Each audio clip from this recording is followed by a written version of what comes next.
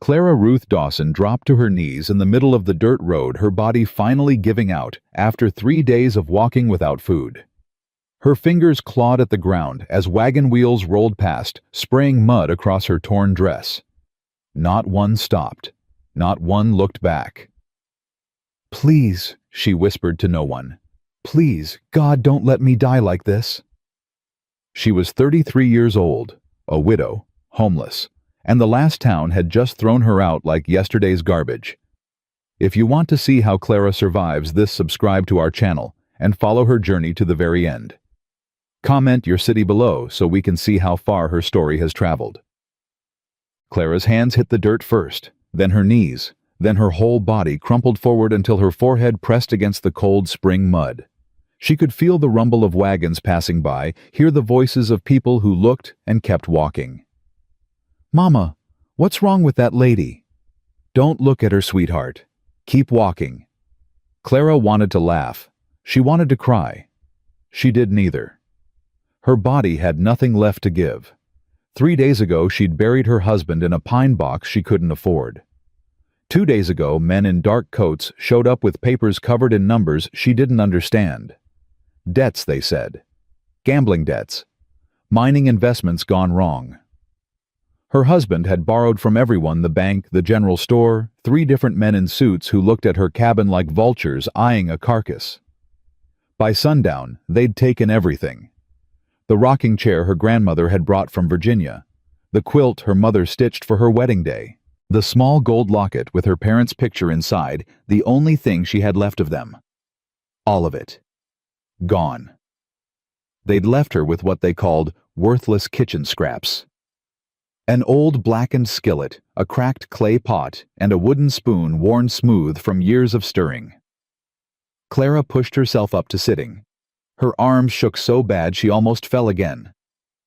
Ma'am, you can't stay there." She looked up.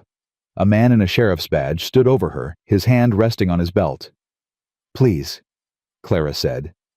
"I just need a moment to—" "You need to move along. We don't allow vagrants in this town." "I'm not a vagrant. My name is Clara Dawson. I'm a widow. I'm looking for work." The sheriff's eyes traveled down her muddy dress, her cracked boots, her tangled hair. His lip curled. "We got enough trouble without adding more. You best move on before I have to make you." Clara stared at him. This was the 4th town, the 4th sheriff, the 4th time someone looked at her like she was less than human. "Where am I supposed to go?" "That ain't my problem, ma'am." Clara grabbed her bundle, her skillet, her pot, her spoon wrapped in the only shawl she had left, and pulled herself to standing. Her vision went black at the edges. She hadn't eaten in 2 days. "There's a water pump at the edge of town." The sheriff said, his voice slightly softer now. "You can fill your canteen there, but you gotta be gone before dark." Clara nodded. What else could she do? She walked.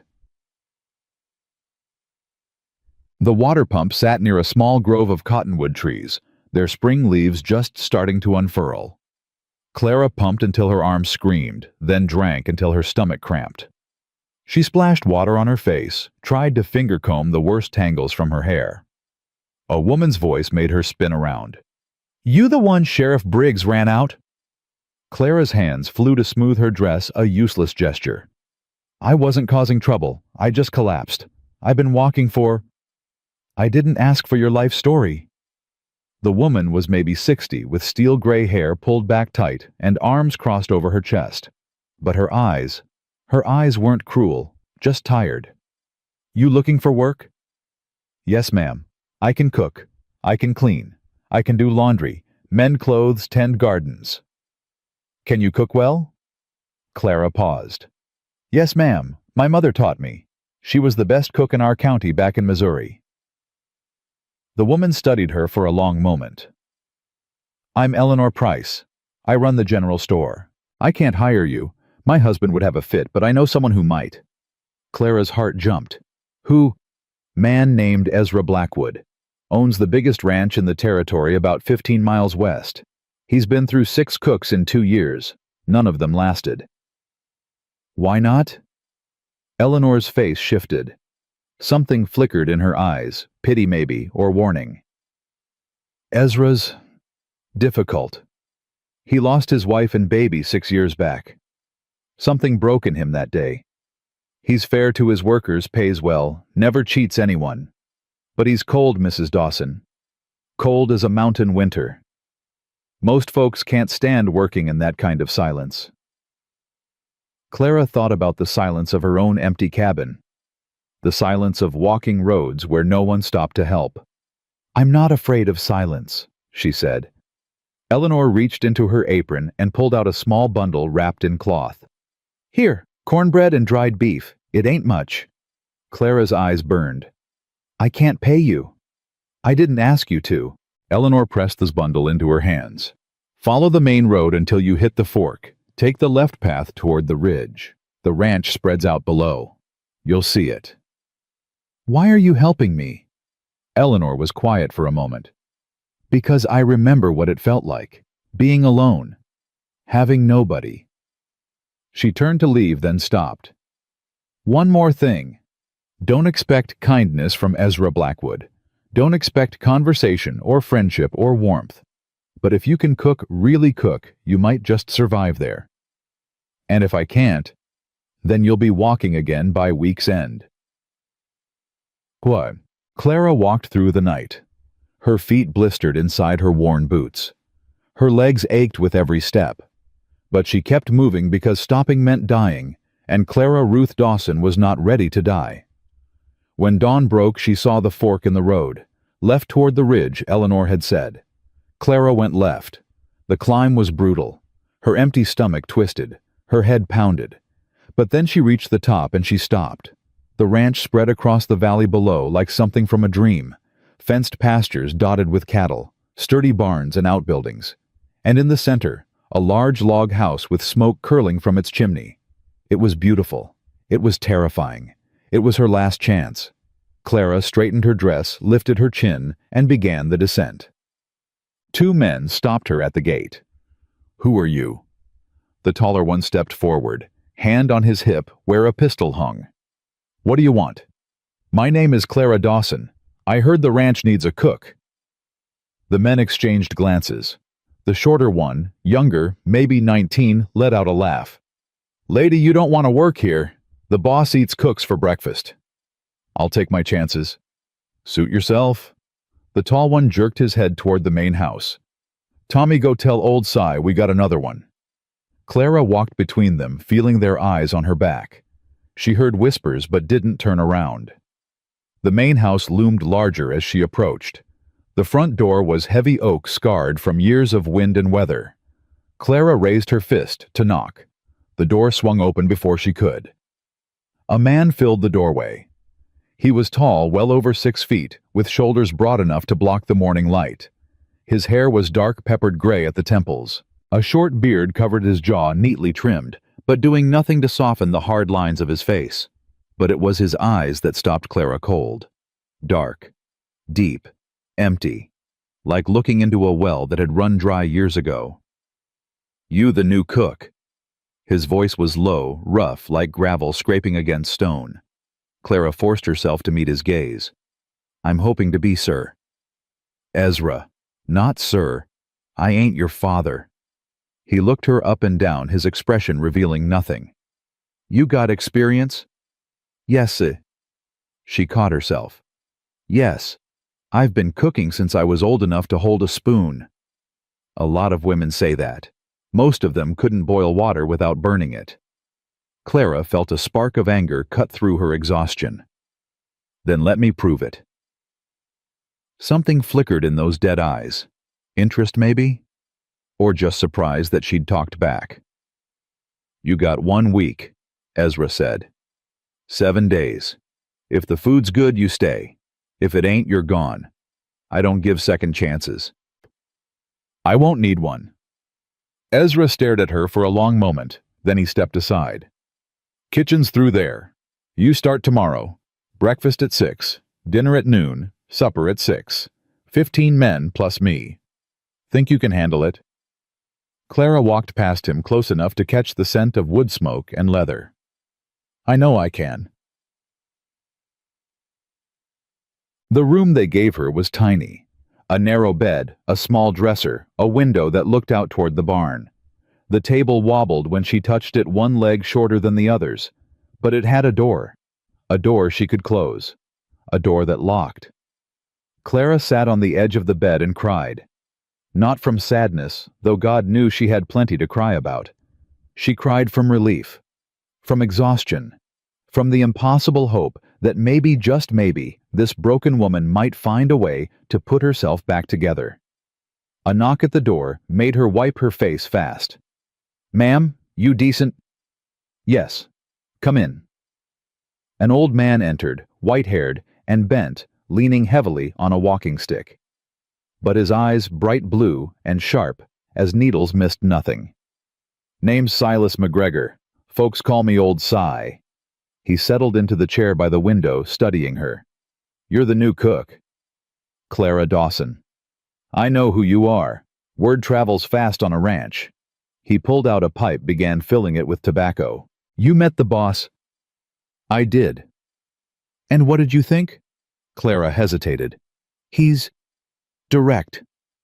Old Si laughed, a wheezing, rattling sound. "That's one word for it. Here's another broken." He lit his pipe, took a long draw. "Ezra Blackwood wasn't always like this. I've known that boy since he was knee-high to a grasshopper. Used to laugh so loud you could hear it in the next county." "What happened?" "Life happened, Mrs. Dawson." Old Si's face grew somber. "His wife died 6 years back. Childbirth. The baby didn't make it neither. Ezra was 3 days' ride away on a cattle drive when it happened. By the time he got back, they were already in the ground." Clara's hand went to her heart. "He blamed himself," Old Si continued.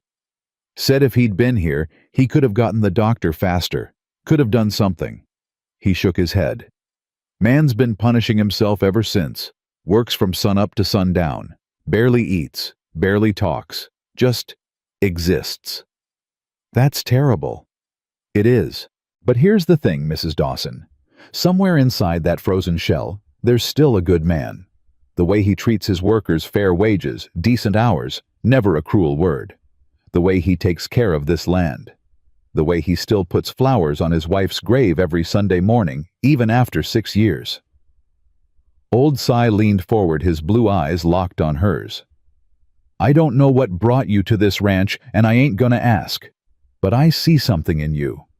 Same thing I used to see in Ezra. Grief, loss. The kind of pain that makes you wonder if living's even worth the trouble." Clara's throat tightened. "You're very observant." "I'm old. It's all I got left." He pushed himself to standing, leaning on his stick. "Kitchen's stocked. You'll find everything you need. Breakfast is at 6 sharp. Don't be late." He was halfway to the door when Clara spoke. "Mr. McGregor."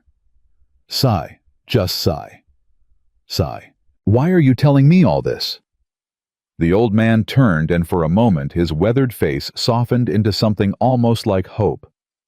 "Because every cook who came before you saw a paycheck. They saw a job. They didn't see the man underneath." He tapped his walking stick against the floor. "Maybe you will." Clara slept harder than she had in weeks. When she woke, the first gray light of dawn was creeping through her window. Her body ached everywhere, but her mind was clear. Today was the first day. She dressed quickly, twisted her hair into a neat bun, and made her way to the kitchen. It was bigger than she expected. A large cast-iron stove dominated one wall. Shelves lined with jars of flour sugar spices.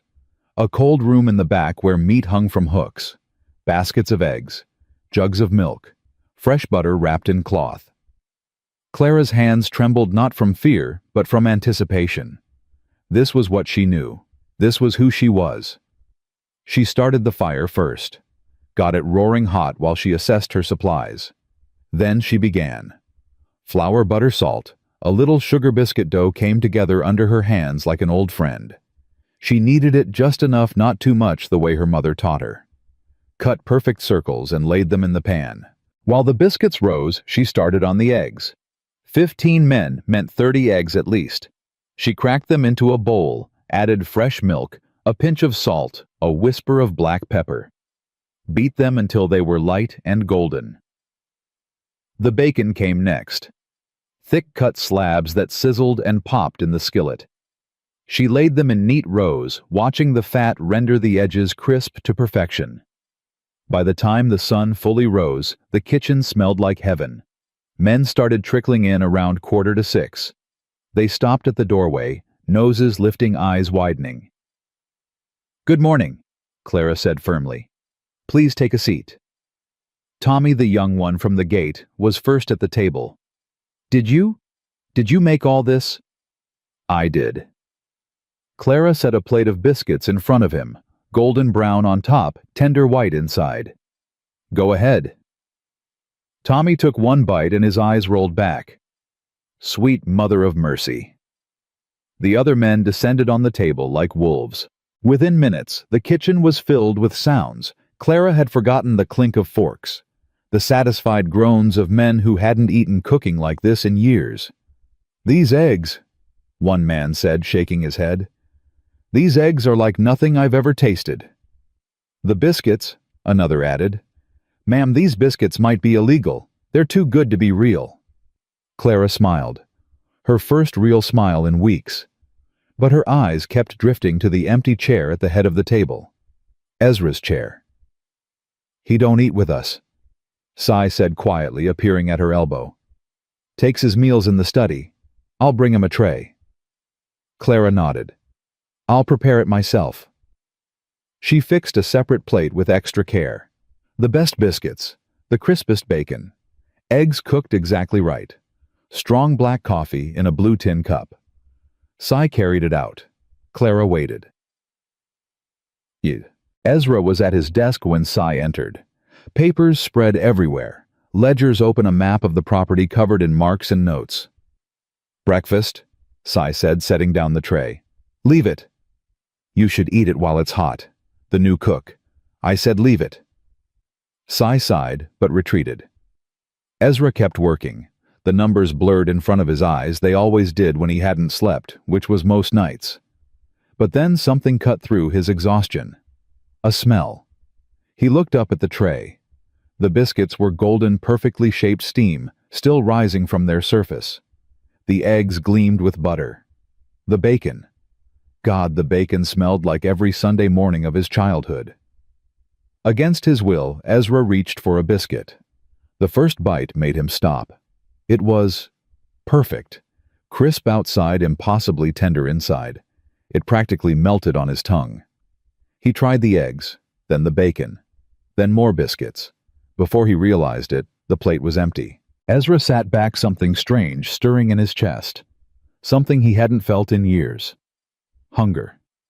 Not for food he'd just eaten. Hunger for something else. He pushed the feeling down, buried it, went back to his papers.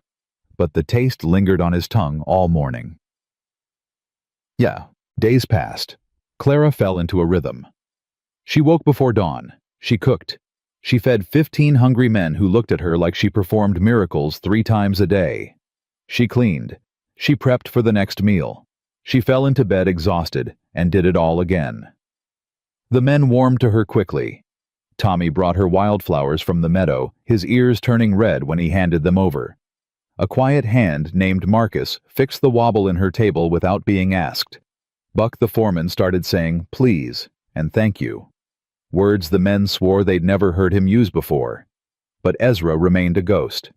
She saw him sometimes in the distance, riding out at dawn, coming back at dusk, his tall figure moving between the barns. But he never came to the kitchen, never spoke to her. The trays she sent came back empty, every time. On the 5th day, Clara was preparing supper when she heard voices outside. Loud voices, laughing voices.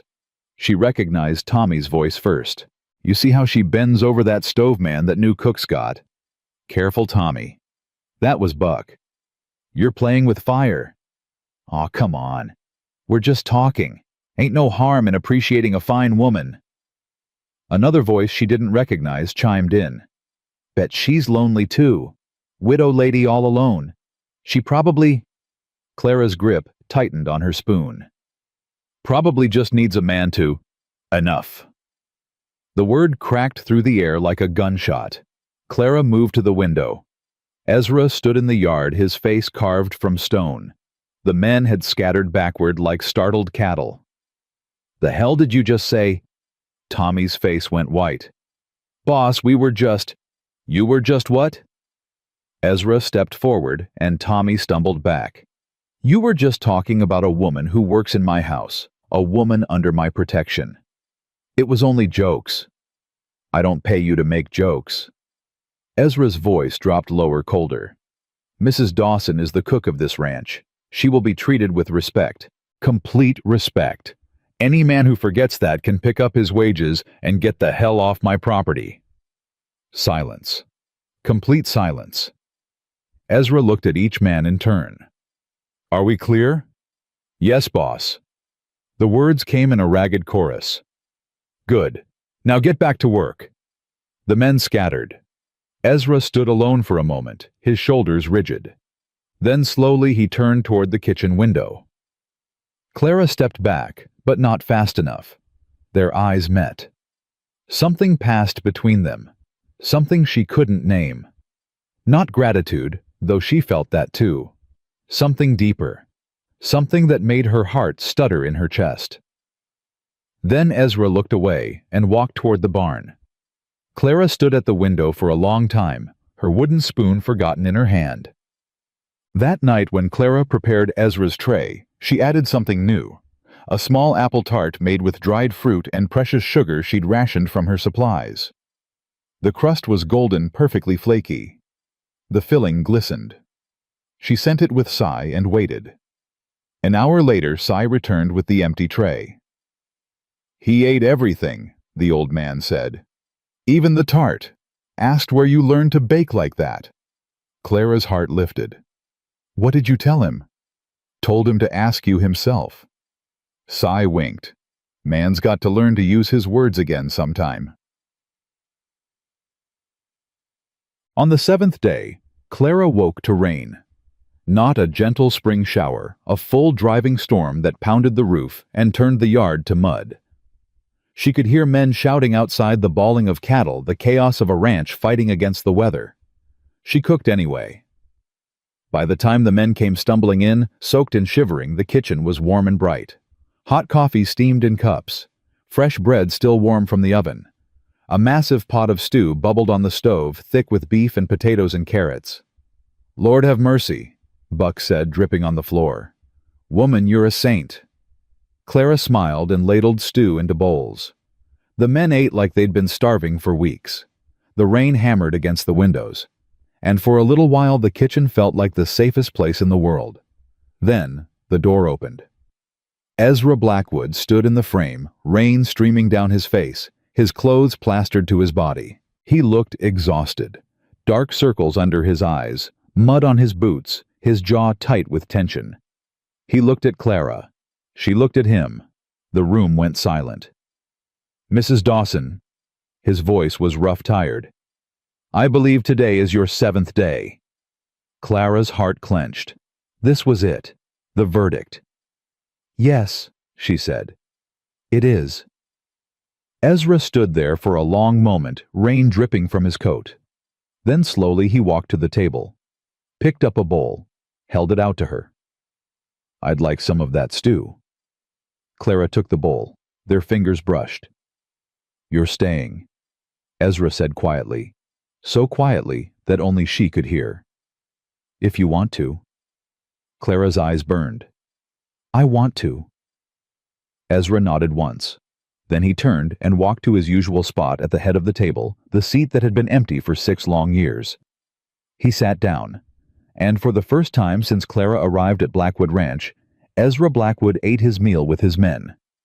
The men didn't know where to look. Ezra Blackwood sat at the head of the table, spooning stew into his mouth like it was the most natural thing in the world. Like he hadn't spent 6 years taking every meal alone in his study. Like the empty chair hadn't become such a fixture that some of the newer hands didn't even know it was meant for him. Tommy was the first to break the silence. So, storm's pretty bad out there, huh? Buck kicked him under the table. What? Tommy rubbed his shin. I'm just making conversation. Then make it quieter, Buck muttered. Clara moved between the men, refilling bowls, pouring coffee, keeping her hands busy so no one would see them shaking. She could feel Ezra's presence like heat from a fire. Every time she passed behind his chair, the hair on her arms stood up. Mrs. Dawson? She stopped. Yes. Ezra didn't turn around. This stew, what's in it? Beef potatoes, carrots, onion, bay leaf, thyme, black pepper, a little red wine for depth. Wine. I found a bottle in the back of the pantry. It was turning anyway. Seemed ashamed to waste it. Ezra was quiet for a moment. Then, my wife used to cook with wine. The room went still. Clara's heart hammered against her ribs. She didn't know what to say. Nobody did. She said it was the secret. Ezra continued, his voice distant. Said plain water made plain food, but wine made it sing. Old Cy cleared his throat. Mary Ellen was a fine cook. She was. Ezra set down his spoon. But this is just as good. Maybe better. He stood abruptly, his chair scraping against the floor. Thank you for the meal, Mrs. Dawson. He was gone before Clara could respond. The men sat in stunned silence. Buck let out a long breath. Well, he said, that's the most words I've heard him string together in 3 years. Tommy shook his head. What just happened? Old Cy pushed back from the table, a small smile playing at the corners of his mouth. What happened, boy, is that our Clara here just performed a miracle. Clara felt her cheeks flush. I just made stew. No, ma'am. Cy's blue eyes twinkled. You made him remember. The rain continued through the night, but by morning, the sky had cleared to a brilliant spring blue. Clara was up before dawn as always, kneading bread dough when she heard footsteps on the porch. Heavy footsteps, familiar footsteps. She didn't turn around when the kitchen door opened. You're up early, Ezra said. So are you. Ranch don't run itself. He moved to the stove, poured himself coffee from the pot she'd already made. Mind if I sit? Clara's hands stilled in the dough. In the week she'd been here, Ezra had never once set foot in her kitchen. Now he was asking to sit. It's your house, she said carefully. It's your kitchen. She looked at him then. Really looked. In the soft morning light he seemed different. The hard lines of his face had softened slightly. The emptiness in his eyes was still there, but something else flickered beneath it. Something almost like life. Sit wherever you like, Clara said. Ezra pulled out a chair at the small table near the window. Not the big table where the men ate, but the little one where Clara took her own meals. He sat with his coffee cupped in both hands, watching her work. The silence stretched between them. Not uncomfortable exactly, just full, heavy with things unsaid. You don't have to tell me, Ezra finally said, but I'm wondering what brought you here. Clara's hands resumed their rhythm, pushing and folding the dough. Cy didn't tell you. Cy told me you walked 15 miles on an empty stomach to ask for work. He told me the sheriff in Miller's Creek ran you out of town. He told me Eleanor Price gave you directions. Ezra took a sip of coffee. He didn't tell me why. Clara was quiet for a long moment. The dough was smooth now, ready to rise. She covered it with a cloth and wiped her hands on her apron. My husband died 3 weeks ago, she said. Mining accident. Or so they told me. I never saw the body. I'm sorry. Don't be. We weren't. It wasn't a happy marriage. The words came out before she could stop them. She'd never admitted that to anyone. He was a hard man. Not cruel, just absent. Always chasing the next big strike. The next fortune, just over the horizon. Ezra said nothing, just listened. After he died, men showed up with papers. Debts I didn't know existed. Loans he'd taken out using our land as collateral. Gambling losses he'd hidden from me. Clara's voice hardened. They took everything. Everything my family had left me, and when I had nothing left to give, they threw me out. That ain't legal. Maybe not, but I'm a widow with no family and no money. Who's going to fight for me? Clara laughed, but there was no humor in it. I walked to 4 towns before I got here. 4 towns where people looked at me like I was dirt, like being poor was a disease they might catch. People can be cruel. People can be terrible. Clara met his eyes. But they can also be kind. An old man shared his supper with me and told me about your ranch. A woman I'd never met gave me food and directions. And you gave me a chance when you had no reason to. Ezra looked down at his coffee. I gave you a job, that's all. That's everything. Clara's voice cracked slightly. You don't know what it's like, having nothing, being nothing. When you gave me this job, you gave me back my dignity. You gave me a reason to keep going. The kitchen was very quiet. Outside, birds were beginning to sing their morning songs. The light through the window turned golden. Ezra set down his cup and stood.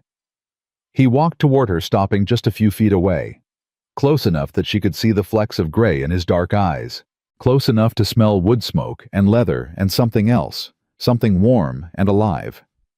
You were never nothing, Mrs. Dawson, he said quietly. The people who made you feel that way, they were the ones with nothing, nothing in their hearts, nothing in their souls. He reached out, and for one breathless moment, Clara thought he might touch her face. Instead, his hand fell to his side. You're worth more than you know. Then he turned and walked out into the morning light. Clara stood frozen, her heart pounding so hard she could feel it in her throat. What was happening to her? The days that followed brought subtle changes. Ezra began appearing in the kitchen each morning before the other men arrived. He'd pour his coffee, sit at the small table, and watch Clara work. Sometimes they talked about the ranch, about the weather, about the price of cattle, and the stubbornness of horses. Sometimes they sat in comfortable silence, needing no words. The men noticed, of course. They weren't blind. Something's different about the boss, Tommy said one evening, helping Clara carry dirty dishes to the wash basin. He actually smiled at me yesterday. Smiled. I near fell off my horse. Maybe he's just having good days, Clara said. Tommy snorted. Ma'am, Ezra Blackwood don't have good days. He has days where he wants to kill everyone, and days where he just wants to kill most everyone. But lately, he's been almost pleasant. Is that so strange? Strange. Tommy set down the plates with a clatter. Ma'am, it's a miracle, and we all know why. Clara felt heat rising to her cheeks. I'm sure I don't know what you mean. Sure you don't. Tommy grinned and headed for the door. Keep doing whatever you're doing, Mrs. Dawson. This ranch ain't never been better. Clara watched him go, then turned back to the dishes. Her reflection wavered in the wash water, a tired woman with flour in her hair and hope in her eyes. Hope. She'd almost forgotten what that felt like. 2 weeks after the storm, Ezra appeared at her door with a small wooden box. What's this? Clara asked. Open it. Inside, nestled in cloth, was a set of cooking knives. Not the dull, worn blades she'd been using, but real knives, sharp and gleaming with handles of polished wood. I noticed you were struggling with the old ones, Ezra said. These belong to... They were in storage. No sense letting them go to waste. Clara ran her finger along the flat of one blade. These are beautiful. They were my mother's. She passed them to Mary Ellen. Mary Ellen would have... He stopped, jaw tightening. She would have wanted someone to use them, someone who knows how. Clara looked up at him. Ezra, I can't accept these. You can and you will. His voice brooked no argument. They're tools, Mrs. Dawson. Tools need to be used. You'll do them honor." He left before she could protest further. That night, Clara held one of the knives up to the lamplight. The blade caught the glow, throwing tiny rainbows across the ceiling. She thought about the women who had held these knives before her. Ezra's mother, whoever she had been. Mary Ellen, the wife who died too young. She thought about Ezra keeping these knives locked away for 6 years, unable to look at them, but unable to let them go. And now he had given them to her. Clara pressed the blade against her palm, not hard enough to cut, just hard enough to feel its edge. A reminder that she was real, that this was real, that maybe, just maybe, something was beginning. Spring deepened, and the ranch came alive. Calves were born. Fields were plowed. Fences were mended. Clara watched from the kitchen window as men worked from dawn to dusk, their shouts and laughter carrying on the warm breeze. She found herself watching for one figure in particular. Ezra rode out each morning to check the far pastures, returning dusty and tired in the late afternoon. Clara always had cold water waiting for him, always had something extra on his supper tray, a slice of pie, a fresh roll, some small treat she'd made just for him. He never mentioned these extras, but his plate always came back clean. "You're spoiling him," Old Cy observed one afternoon, watching Clara arrange wildflowers in a jar for Ezra's tray. "I'm doing my job. Your job is to feed 15 ranch hands. It ain't to pick flowers for the boss." Clara felt her face grow warm. "Tommy brought these. I'm just finding a use for them." Cy chuckled, a dry, knowing sound. "Child, I've been on this earth 72 years. I know what it looks like when a woman's falling for a man. And I know what it looks like when a man's too stubborn to admit he's falling too. Cy, I ain't judging." The old man held up his hands. "Lord knows Ezra deserves some happiness after everything he's been through. And you?" He studied her face. "You deserve it too. I just want you to be careful." "Careful of what?" "Careful of his ghosts." Cy's voice grew serious. "Mary Ellen ain't really gone, Clara. She's in every corner of this house, every room he won't enter, every memory he can't escape. If you're going to love that man, you got to make peace with sharing him." Clara was quiet for a long moment. "I'm not trying to replace anyone." "I know you're not, but Ezra don't know that. Not yet. His heart's been frozen so long, it might not remember how to thaw." Cy reached out and patted her hand. "Give him time. Give him patience. And if the good Lord's willing, give him grace." That evening, Clara found herself outside the kitchen, walking through the twilight, toward a small hill behind the main house. She'd seen Ezra go this way sometimes in the quiet hours when he thought no one was watching. At the top of the hill, she found what she was looking for. 2 graves. Simple wooden crosses. The names carved deep into the wood. Mary Ellen Blackwood, beloved wife, 1847, 1872. And beside it, smaller baby Blackwood, gone too soon, 1872. Clara knelt in the grass between them.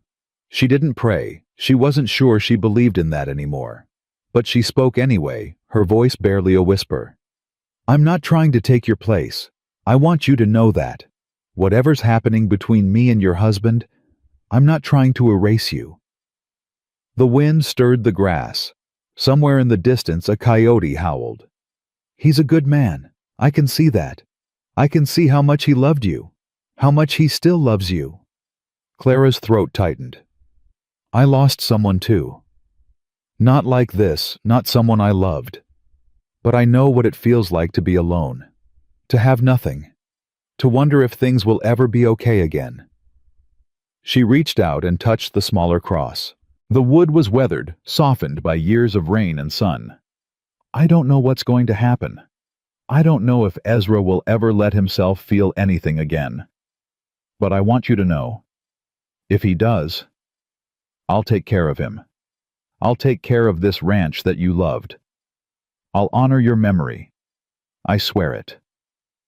She stayed there until the stars came out, then made her way back to the house. She didn't know that Ezra had followed her. Didn't know he'd stood in the shadows at the bottom of the hill, close enough to hear every word.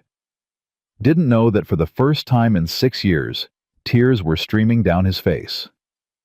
The next morning, everything changed. Clara was making breakfast when Ezra came into the kitchen, but instead of sitting at his usual spot by the window, he walked straight to her. "Come with me," he said. "The biscuits can wait." He took her hand. Actually took her hand, his rough fingers wrapping around hers, and led her out of the kitchen, through the main room, down a hallway she'd never entered. They stopped in front of a closed door. "This was Mary Ellen's sewing room," Ezra said quietly. "I haven't opened it since she died." Clara's breath caught. "Ezra, you don't have to." "I know I don't have to." He looked at her, and she saw something in his eyes she'd never seen before. Vulnerability, fear, hope. "I want to." He turned the handle and pushed open the door. Dust motes swirled in the morning light. The room was small with a single window facing east. A sewing table sat against one wall, fabric still draped over the chair, as if Mary Ellen had just stepped away for a moment. A basket of thread in the corner. A half-finished quilt folded on a shelf. And everywhere, the presence of a woman who had been loved beyond measure. She was working on that quilt when she found out she was pregnant. Ezra said, his voice rough. Said she was going to finish it for the baby's cradle. She never got the chance. Clara felt tears burning in her eyes. "It's beautiful." She was beautiful. Ezra moved to the sewing table, ran his fingers over the dusty surface. "I've been so angry, Clara. Angry at God for taking her. Angry at myself for not being here. Angry at the whole damn world for keeping on turning when my life had stopped." "That's understandable. Maybe. But it ain't right." He turned to face her. "Last night I followed you to the graves. I heard what you said to her."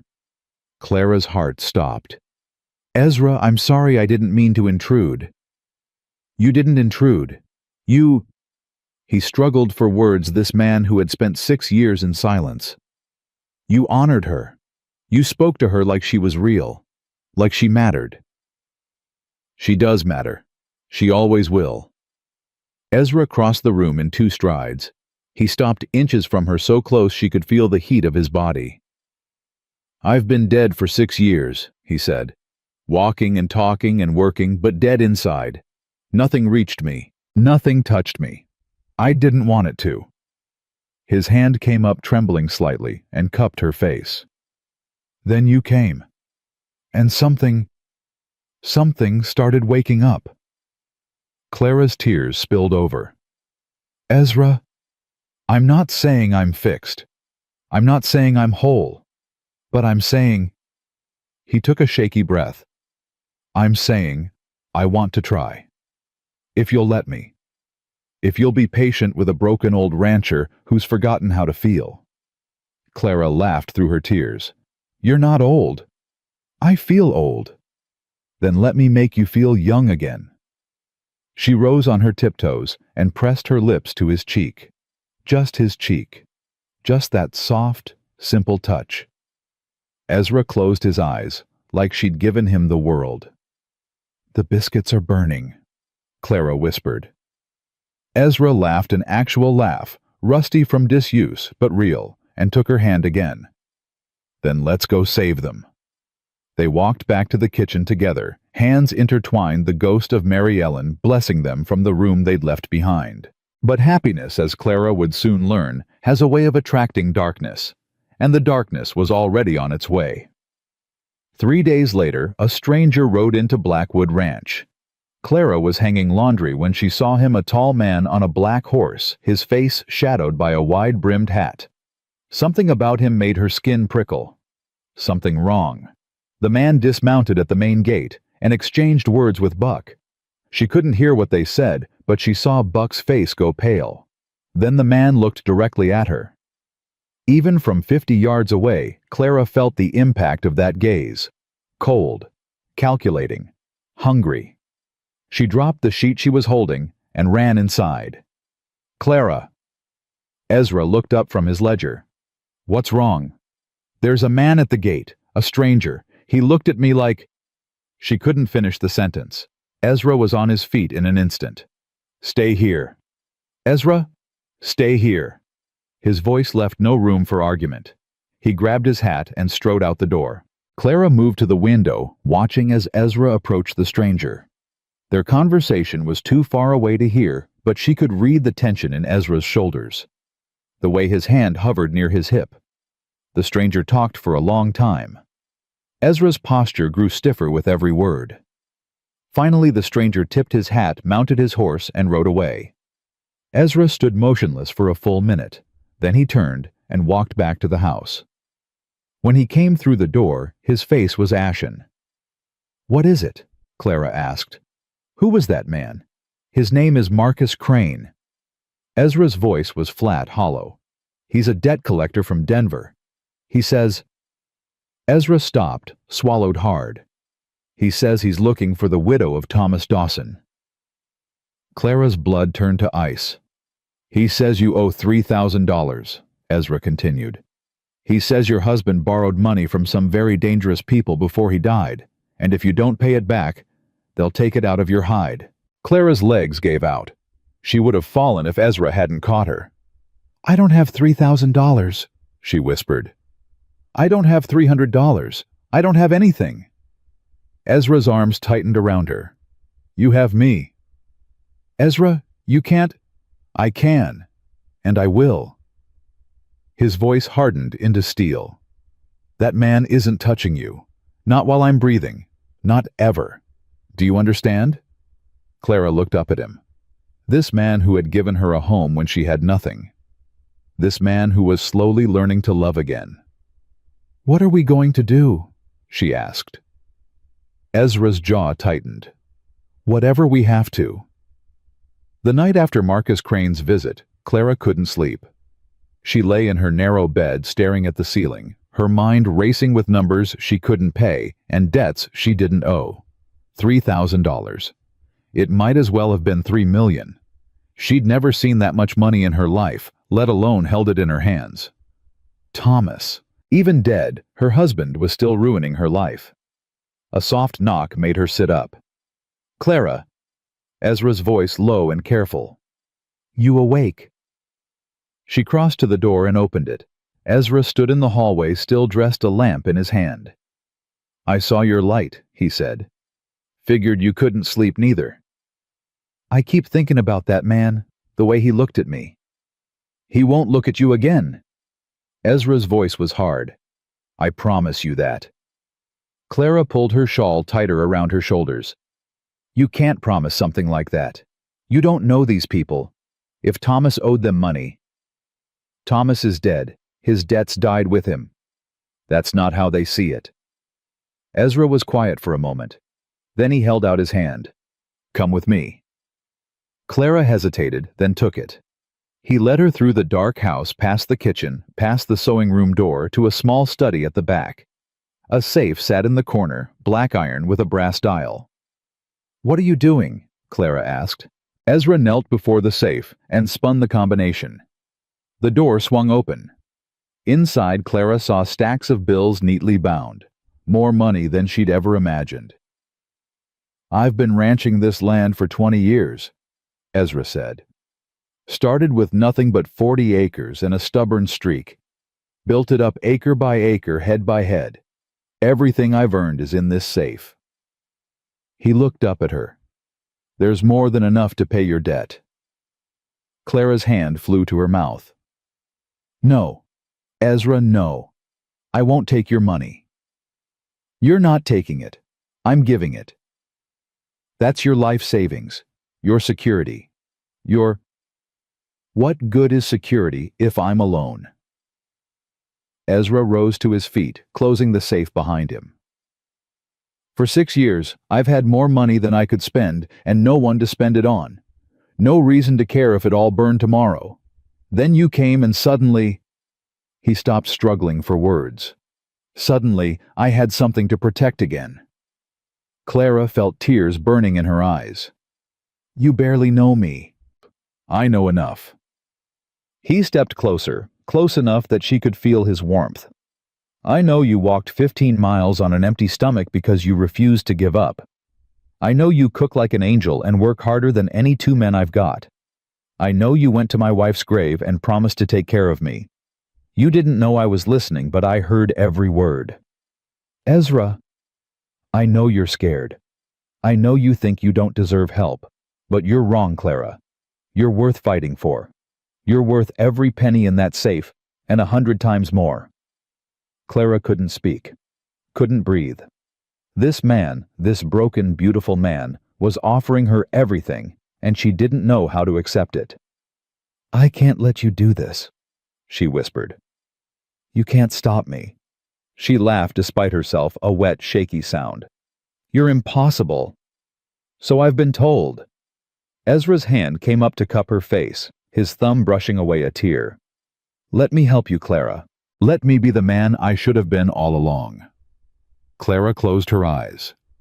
For one long moment, she let herself lean into his touch. Let herself believe that maybe, just maybe, things would be okay. We'll do this together, she finally said. Whatever comes, we face it together. Ezra's lips pressed against her forehead. Together. But together, as they would soon learn, might not be enough. Marcus Crane returned 3 days later. This time, he wasn't alone. Clara was kneading bread when she heard the horses. Not one set of hooves, but many. She wiped her hands and moved to the window. 6 men rode through the gate. Marcus Crane led them, his black horse prancing beneath him. The men behind him were rough-looking, hard-eyed, with guns on their hips and cruelty in their faces. Ezra? Clara ran through the house. Ezra, they're here. He met her in the main room already, strapping on his gun belt. Stay inside. Don't come out no matter what you hear. I'm not hiding while you... Clara. He gripped her shoulders, his eyes boring into hers. These men aren't here to talk. They're here to intimidate. If they see you, they'll use you against me. Please, stay inside. She wanted to argue. Every fiber of her being screamed to stand beside him, to face this threat together like they'd promised. But she saw the fear in his eyes, not for himself, but for her. Be careful, she whispered. Always am. He kissed her forehead and walked out the door. Clara pressed herself against the wall beside the window, watching. Ezra strode across the yard, his posture calm, but his hand resting on his pistol. Buck and old Cy appeared from the barn, flanking him. Tommy and the other hands emerged from various buildings, forming a loose semicircle behind their boss. Marcus Crane dismounted slowly, deliberately. His smile was the smile of a snake.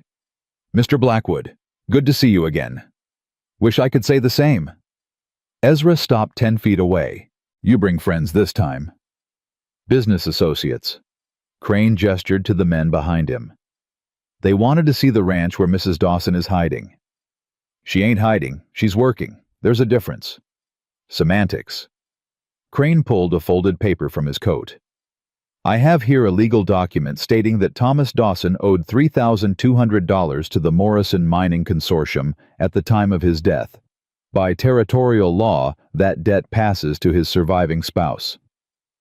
I've seen plenty of legal documents, Ezra said. Most of them ain't worth the paper they're printed on. Crane's smile flickered. This one is, signed by a judge in Denver, witnessed and notarized. Everything proper and legal. Then take it to a court. Let them decide. Courts are slow, Mr. Blackwood. My employers are not patient men. That sounds like a threat. It's a fact. Crane tucked the paper away. We're prepared to offer an alternative arrangement. Mrs. Dawson works off her debt. 5 years of service.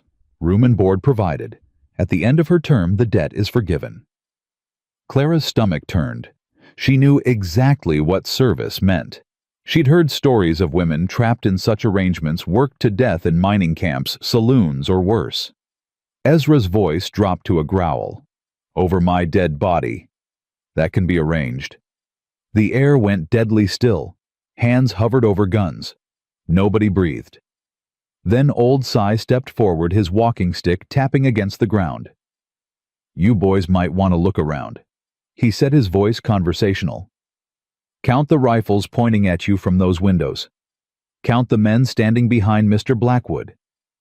Then ask yourselves if $3,000 is worth dying for." Crane's eyes darted to the bunkhouse, the barn, the main house. Clara followed his gaze and saw what he saw: gun barrels glinting in windows, ranch hands, with weapons drawn, a small army of men ready to defend their home. "You'd start a war over a cook?" Crane asked.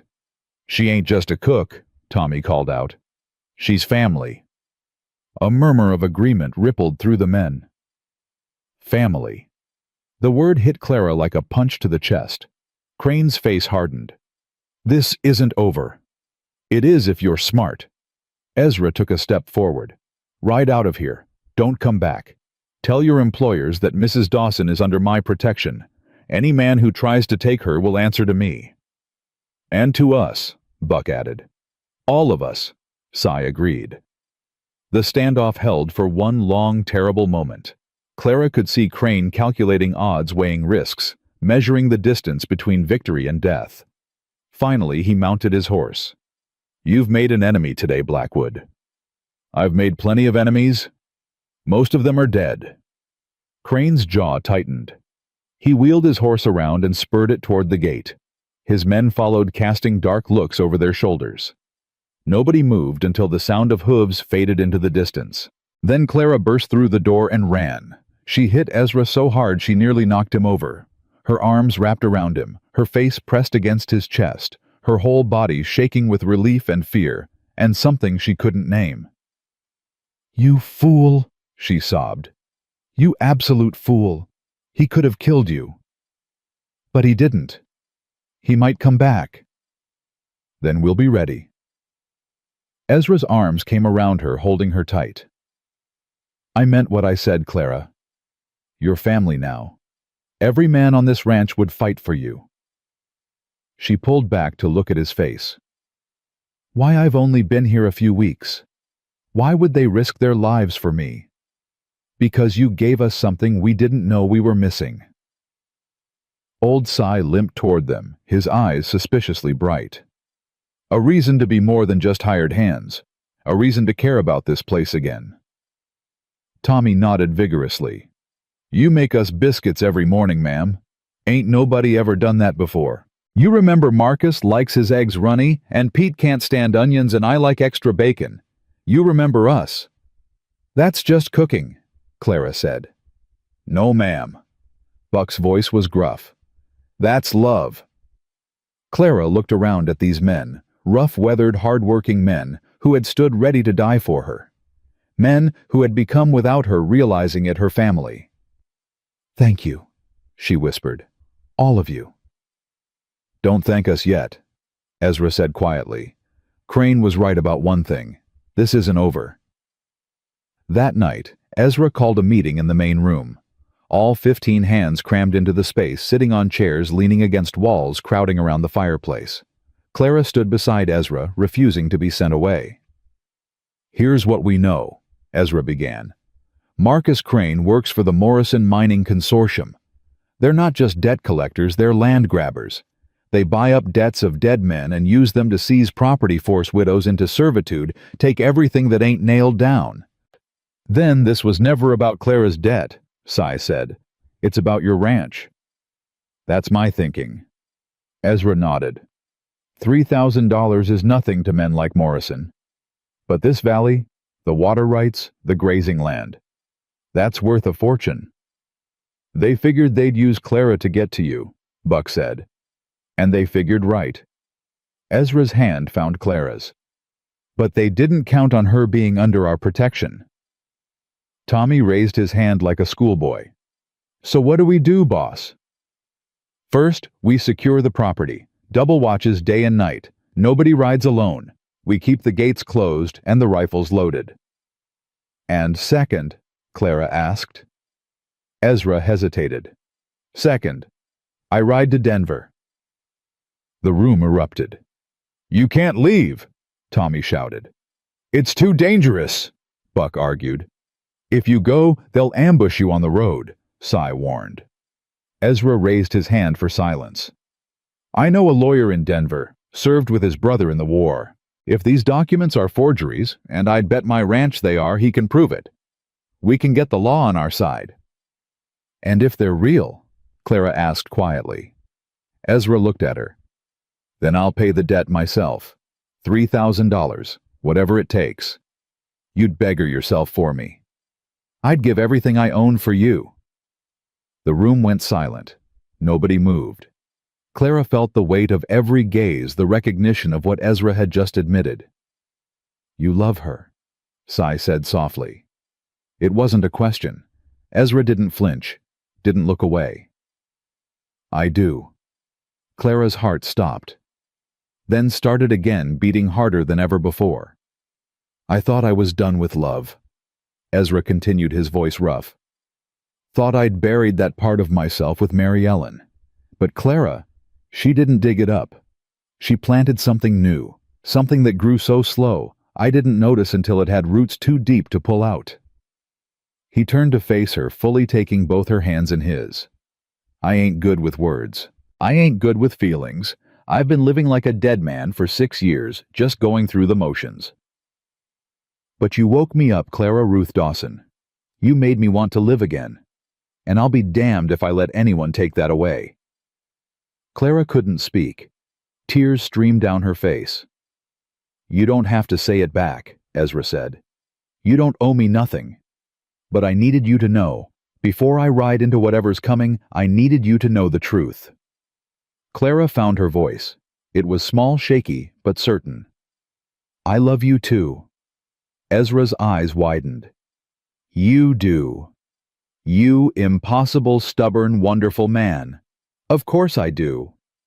She laughed through her tears. You think I would have stayed for your charming personality. You barely spoke to me for the first week. Scattered laughter broke the tension. Tommy whooped. Buck slapped his knee. Even Cy cracked a smile. Ezra pulled Clara into his arms and kissed her. Not a gentle kiss. Not a careful kiss. A kiss that spoke of 6 years of loneliness and weeks of growing hope and a future neither of them had dared to imagine. When they finally broke apart, the room erupted in cheers. About damn time, Buck muttered. I'm going to cry, Tommy announced. I ain't ashamed to admit it. You cry at everything, Cy said. That's because I have feelings, old man. Clara buried her face in Ezra's chest, laughing and crying at the same time. For a moment, just one perfect moment, everything was right with the world. Then Ezra sobered. I still need to go to Denver. Then I'm coming with you. Clara. Don't argue. She lifted her chin. We said together. We meant it. If you ride into danger, I ride with you. Ezra opened his mouth to protest. Then he saw the steel in her eyes, the same steel that had carried her 15 miles on an empty stomach, the same steel that had kept her standing when the world tried to break her. Together, he agreed. We leave at dawn, Clara said. And we'll be ready when you get back, Buck promised. Ain't nobody taking this ranch while the boss is away. The men dispersed to their posts. Clara and Ezra stood alone in the firelight. Are you scared? She asked. Terrified. Me too. Ezra pulled her close. Whatever happens in Denver, whatever we find, I want you to know that these weeks with you have been the happiest I've known since Mary Ellen died. Maybe happier. Don't talk like you're saying goodbye. I'm not. I'm saying thank you. He kissed the top of her head. Thank you for finding me. Thank you for staying. Thank you for giving a broken old rancher a reason to hope again. Clara tilted her face up to his. You're not old. I feel young when I'm with you. Then stay with me forever. I intend to. They held each other until the fire burned low. Outside, men took up their positions. Rifles were loaded. Gates were secured. The ranch that had become a home prepared itself for war. And somewhere on the road to Denver, Marcus Crane was making plans of his own. The morning Clara and Ezra left for Denver, the whole ranch turned out to see them off. Tommy had packed extra food in their saddlebags. Buck had checked their horses twice. Cy had pressed a small Bible into Clara's hands, his mother's Bible worn soft from decades of use. "For protection," the old man said. "And for faith. You're gonna need both." Clara hugged him tight. "Take care of them while we're gone." "Take care of each other," Cy replied. Ezra swung into his saddle and reached down to help Clara onto hers. She'd never been much of a rider, but she'd learned fast these past weeks. Necessity was a powerful teacher. "We'll be back in a week," Ezra told Buck. "Maybe less if the lawyer can work fast." "And if you're not—" Ezra's jaw tightened. "Then ride to Fort Carson. Tell them what happened. Tell them Marcus Crane and the Morrison Mining Consortium murdered 2 citizens of the Colorado Territory." Buck nodded grimly. "Understood." Ezra looked out over his land, the fields he'd worked, the barn he'd built, the house, where he'd known both the greatest love and the greatest loss of his life. Then he looked at Clara, sitting straight and proud on her horse, her eyes fixed on the road ahead. "Let's go," he said. They rode out as the sun climbed over the mountains. Behind them, 15 men watched until they disappeared over the ridge. Then the waiting began. The road to Denver was long and dangerous. They followed the main trail for the first day, making good time through the valley. But as the terrain grew rougher, Ezra took them off the road, following paths that only a man who'd lived his whole life in these mountains would know. "Crane will have men watching the main roads," he explained. "We go through the backcountry. It's slower but safer." Clara didn't argue. She trusted Ezra with her life, trusted him more than she'd ever trusted anyone. They made camp the first night in a small clearing by a stream. Ezra built a fire while Clara prepared a simple meal from their supplies.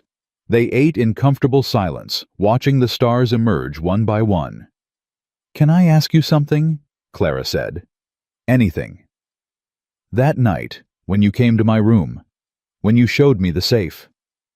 She hesitated. "Why did you really do it?" Ezra was quiet for a long moment. "Because I was scared." "Of what?" "Of losing you." He stared into the fire. "When Crane came that first time, when I saw the way he looked at you, something snapped inside me. I realized that you could be taken away, that this happiness I'd found could disappear just like before. I'm not going anywhere. I know that now. But that night, I needed you to know what you meant to me. Needed you to understand that I would give everything to keep you safe." He looked at her, and the firelight turned his eyes to gold. "I spent 6 years protecting myself from feeling anything. Then you came along and tore down every wall I'd built." Clara moved to sit beside him, leaning her head against his shoulder. "I didn't mean to tear down walls." "I know. That's what made it real." His arm came around her. "Mary Ellen was the love of my youth. She was sunshine and laughter and everything bright. Losing her nearly killed me. You don't have to compare us." "I'm not comparing. I'm explaining." He pressed a kiss to her hair. "Mary Ellen was spring. You're autumn. Different. Not better or worse, just different. She taught me how to love. You're teaching me how to live again." Clara felt tears prick her eyes. "That's the most beautiful thing anyone's ever said to me." "I mean every word." They sat together until the fire burned to embers.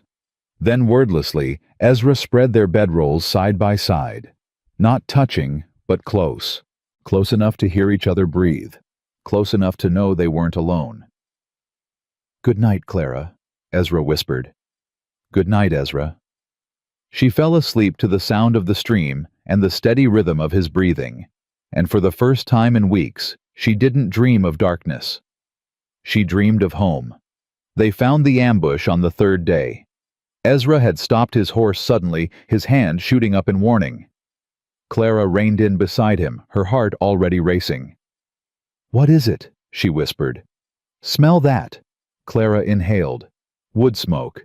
Faint but unmistakable. Could be travelers, she said. Could be. Ezra's hand moved to his rifle. Stay here. Ezra. I mean it, Clara. If something happens, you ride back the way we came. Don't stop for anything. Before she could argue, he was gone, moving through the trees with a silence that seemed impossible for a man his size. Clara sat frozen on her horse, counting her heartbeats, praying to a god she wasn't sure she believed in anymore. Minutes passed. Each one felt like an hour. Then Ezra emerged from the brush, his face grim. 6 men, he said quietly, camped right where the trail narrows. They're not travelers, Clara. They're waiting. For us. For us. Clara's hands tightened on her reins. What do we do? Ezra looked at her, and she saw the calculation in his eyes. The weighing of risks. The measuring of distances. There's another way, he said. Longer. Harder. Through the high pass. But it'll take us around them. Then we go around. It means another 2 days on the trail. Maybe 3. I don't care if it takes 2 weeks. Clara leaned forward, her jaw set. I didn't come this far to die in an ambush. Neither did you. Something flickered in Ezra's eyes. Pride, maybe. Or love. Follow me, he said. And stay close. They turned their horses and disappeared into the mountains. The high pass was brutal. The trail, if it could be called a trail, wound through terrain that seemed designed to break both horse and rider. Steep climbs, treacherous descents, narrow ledges where one wrong step meant a fall of 100 feet or more. Clara's hands blistered on the reins. Her legs ached from gripping the saddle. But she didn't complain. Didn't slow down. Didn't ask for rest. Ezra watched her with growing admiration. You're tougher than you look, he said on the second night as they made camp in a shallow cave. I'm tougher than I knew. Clara flexed her sore fingers. A month ago, I would have said this was impossible. I would have given up before we started. What changed? She looked at him across the small fire. I found something worth fighting for. Ezra's throat tightened. Clara. You gave me a chance when nobody else would. You saw something in me that I couldn't see in myself. She moved to sit beside him, her shoulder pressing against his. I'm not going to let Marcus Crane take that away. I'm not going to let anyone take that away. Ezra pulled her close. When this is over, when we're safe, I want to do this right. Do what right? This, us. He hesitated, and Clara felt his heart pounding against her cheek. I want to marry you, Clara.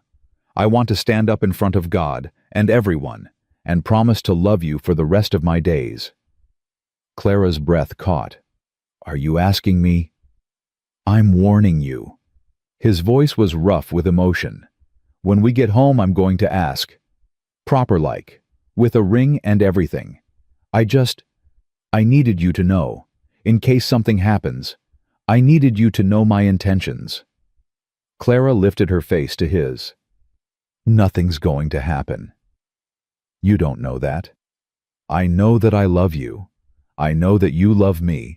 I know that we've survived this far through sheer stubbornness and divine intervention.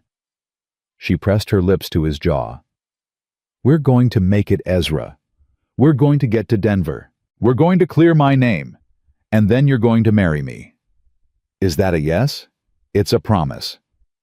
They held each other through the cold mountain night, drawing warmth from each other's bodies, drawing strength from each other's hearts. And when morning came, they rode on. Denver rose from the plains like a promise. Clara had never seen a city so big. Buildings 3 stories tall, streets crowded with wagons and horses and people of every description.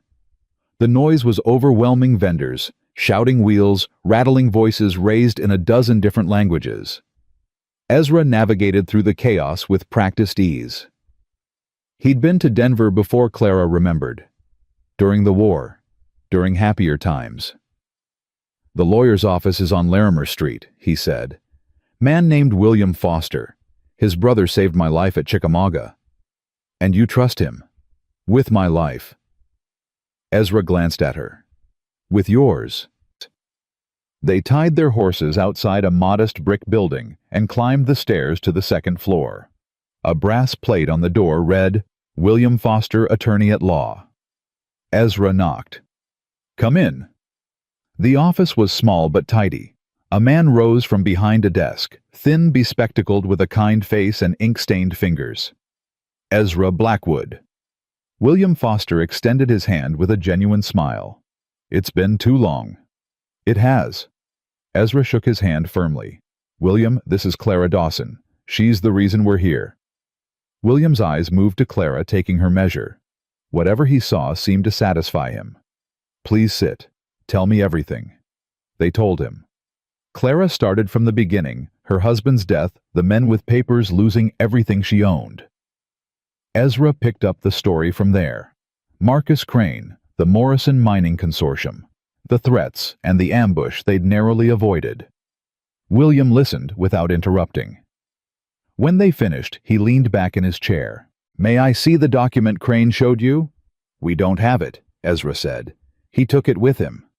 But I remember the details, Clara added. It said Thomas owed $3,200 to the Morrison Mining Consortium, signed by a judge in Denver, witnessed and notarized. William's eyebrows rose. Do you remember the judge's name? Clara thought back. Henderson, Judge Harold Henderson. Something flickered across William's face. Interesting. Why? Because Harold Henderson has been dead for 8 months.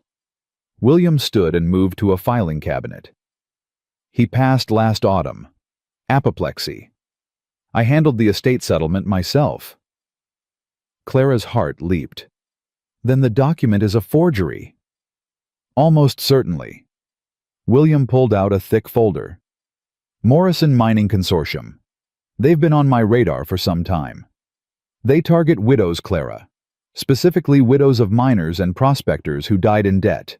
They create false documents, use intimidation, and exploit the fact that most women in your situation have no one to turn to. But I do have someone. Clara looked at Ezra. I have him. William nodded. And that makes all the difference. With Ezra's resources and my legal knowledge, we can fight this. I can file an injunction today. Have the original documents examined by a handwriting expert. If they're forgeries, and I'm confident they are, we can have Crane and his employers arrested for fraud. How long will that take? Ezra asked. The injunction I can have by tomorrow. The full investigation, a few weeks. Maybe a month. We don't have a month. Crane knows we're coming. He'll have men watching every road out of Denver. William was quiet for a moment. Then he smiled a sharp, knowing smile. Leave that to me. I have connections in this city that Crane knows nothing about. The territorial marshal owes me a favor. Several favors, actually. He moved to the door. Stay here tonight. There's a hotel 2 blocks east the Continental. Tell them William Foster sent you. Tomorrow we'll set things in motion. William? Ezra's voice stopped him. I don't know how to thank you. Thank me when this is over. William's face softened. Your brother saved my life, Ezra. I've been waiting 20 years to repay that debt. Now I finally can. The Continental Hotel was modest but clean. Clara and Ezra took separate rooms. Propriety still mattered even now. But they ate supper together in the small dining room, their heads bent close, speaking in hushed voices. Do you believe him? Clara asked. About the documents being forgeries. I believe him. William's the most honest man I know. Then why do I still feel afraid? Ezra reached across the table and took her hand. Because we've been running for days. Because men have been trying to hurt us. Because you've spent your whole life learning that hope is dangerous. He squeezed her fingers. It's okay to be afraid. It's not okay to give up. Clara turned her hand over, lacing her fingers with his. I'm not giving up. I'm just tired. Then rest. Tomorrow William files the injunction. The day after we start home. This nightmare is almost over. But nightmares, as Clara knew too well, had a way of continuing long after you thought they'd ended. She woke to darkness and a hand over her mouth. Panic exploded through her body. She thrashed, tried to scream, but the hand pressed harder. A voice hissed in her ear. "Stop fighting. You'll only make it worse." She knew that voice. Marcus Crane. Her blood turned to ice. "I'm going to remove my hand," Crane said. "If you scream, my man in the next room will put a bullet through Ezra Blackwood's head. Do you understand?" Clara nodded. The hand lifted. Clara gasped for air. "How did you find us?" "I have eyes everywhere, Mrs. Dawson. Did you really think you could sneak into Denver without me knowing?" Crane moved into the dim light from the window. His face was a mask of cold amusement. "You've caused me a great deal of trouble, running through the mountains like some kind of wild animal, making me look foolish in front of my employers. Your documents are forgeries. William Foster knows. The territorial marshal will know by tomorrow." Something flickered in Crane's eyes. Fear, anger. Both.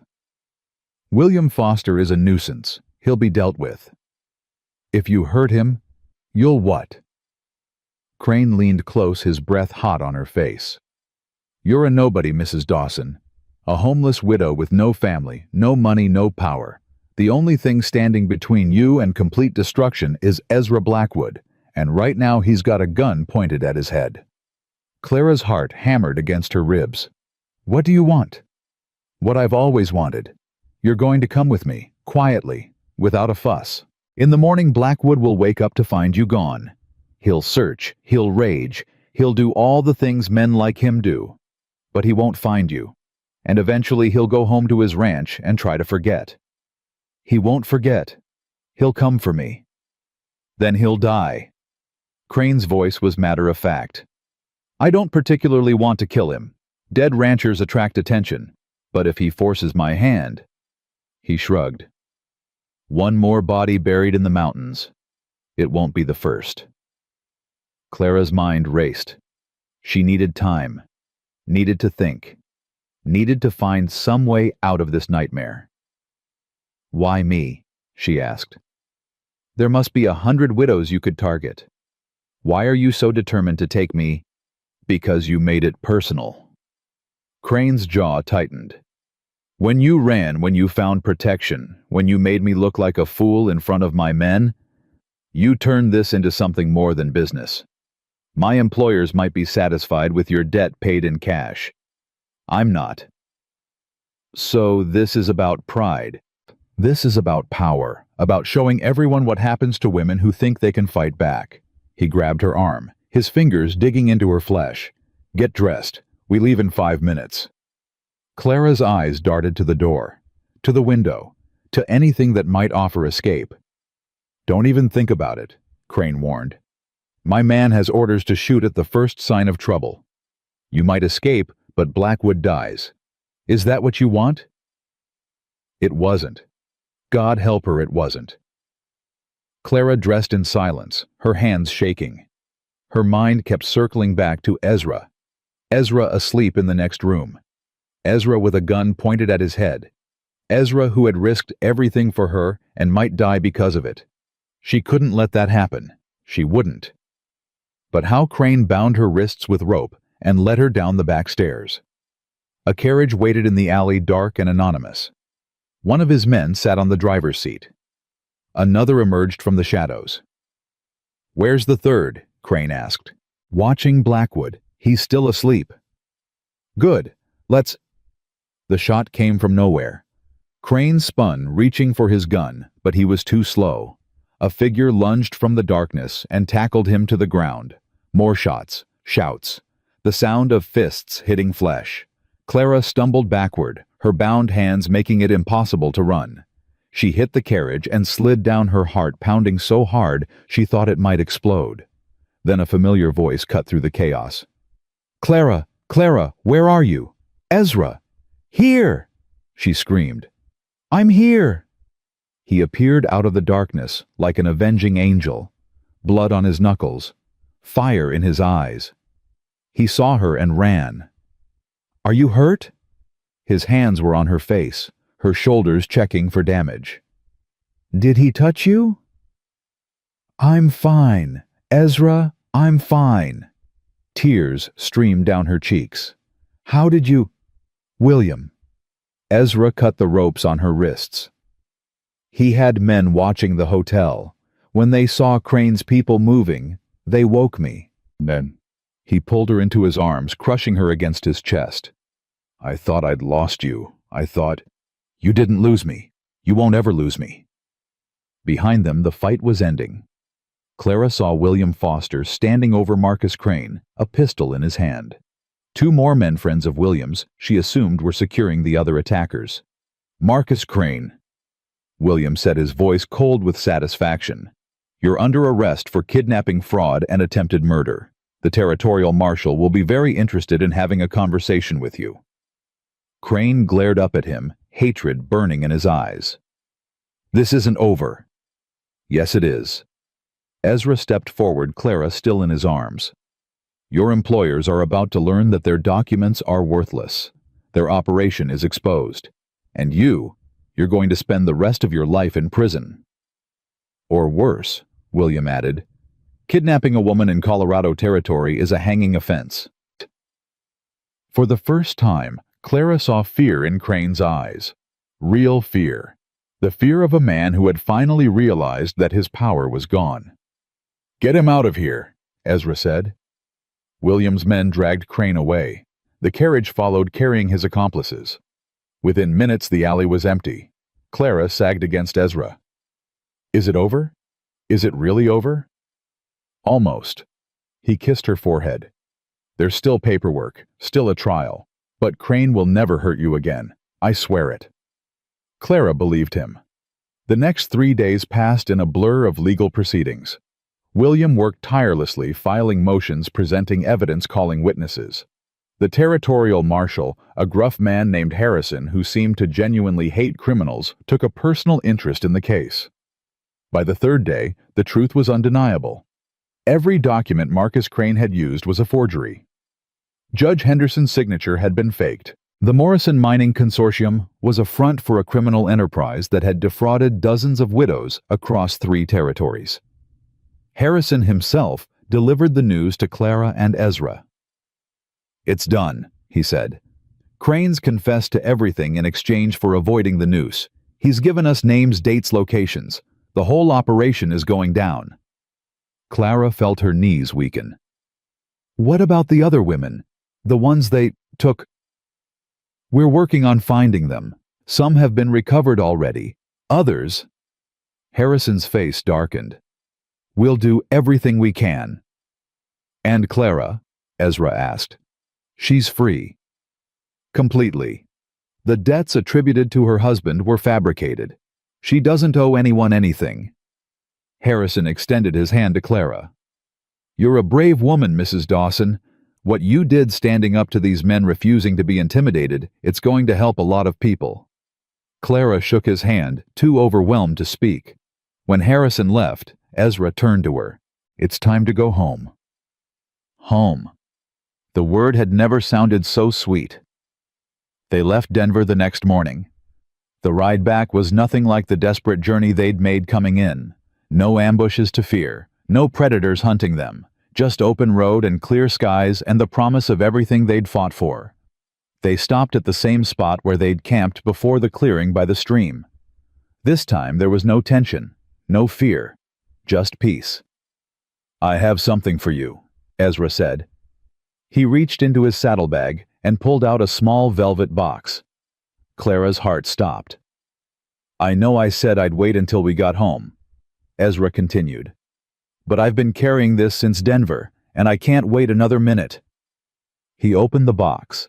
Inside was a ring, simple gold, with a small blue stone that caught the firelight. "It was my mother's," he said.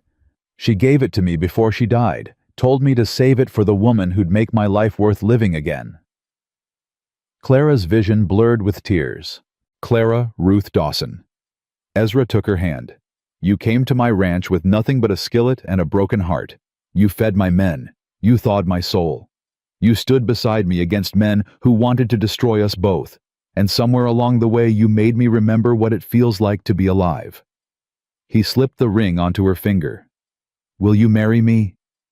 Clara looked at the ring, looked at the man kneeling before her, looked at the future spreading out ahead of them like the endless sky. "Yes," she whispered. "Yes, yes, 1,000 times, yes." Ezra swept her into his arms and kissed her, not gently, not carefully, but with all the passion and hope and love they'd both been holding back. When they finally broke apart, they were both laughing, both crying, both so full of joy that it seemed impossible their hearts could contain it. "Let's go home," Clara said. "Let's go home," Ezra agreed.